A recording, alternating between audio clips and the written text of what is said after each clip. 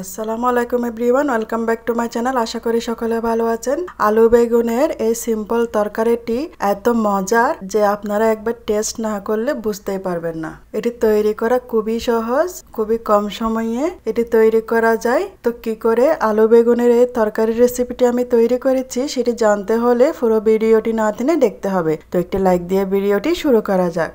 আমি এখানে বেগুনগুলোকে মাঝারি সাইজের করে টুকরো করে কেটে নিয়েছি এবং ভালো করে ধুয়ে পানিটাকে ঝরিয়ে নিয়েছি।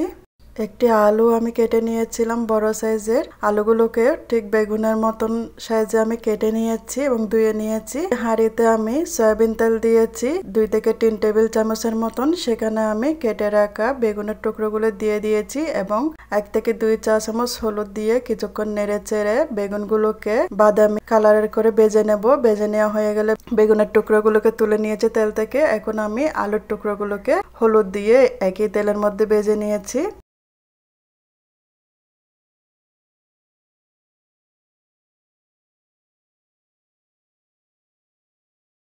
কিছুক্ষণ ভেজে নেওয়ার পর এখানে আমি পেঁয়াজ কুচি দিয়ে দিয়েছি আলুর মধ্যে।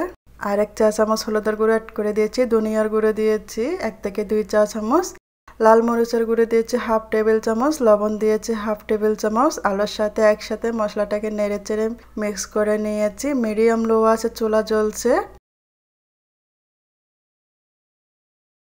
এখন আমি পানি দিয়েছি 1 কাপ পরিমাণ।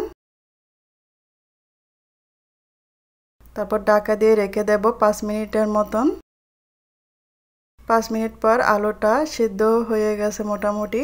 এই পর্যায়ে আমি ভেজে রাখা বেগুনগুলোকে দিয়ে দিয়েছি। মশলার সাথে মিক্স করে নিয়েছি। উপরে কাঁচা মরিচ দিয়ে দিয়েছি কয়েকটা এবং ঢাকা দিয়ে লো আঁচে রেখেছি 5-10 মিনিটের মতন। 5-10 মিনিট পর দেখুন কতটা তেল ছেড়ে দিয়েছে। এখন আমি পানি অ্যাড করেছি এখানে আরও 1 কাপ পরিমাণ। ঢাকা দিয়ে রেখে দিয়েছি। বলক ওঠার জন্য অপেক্ষা করেছি। বলকটা উঠে গেছে।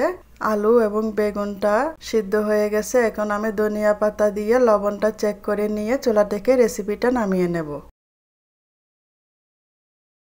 তৈরি হয়ে গেছে মাছ মাংস কিছু ছাড়া নিরামিষ আলু বেগুনের তরকারি রেসিপি। রেসিপিটি যদি ভালো লেগে থাকে লাইক কমেন্ট শেয়ার করতে ভুলবেন না। আমার চ্যানেলটা সাবস্ক্রাইব করে আমার পাশে থাকার জন্য অনুরোধ রইল। আমার নতুন ভিডিও পাওয়ার জন্য পাশে থাকা বেল আইকনটি বাজিয়ে দিয়ে যাবেন। এতক্ষণ আমার সাথে থাকার জন্য আপনাদের সবাইকে ধন্যবাদ। আল্লাহ হাফেজ।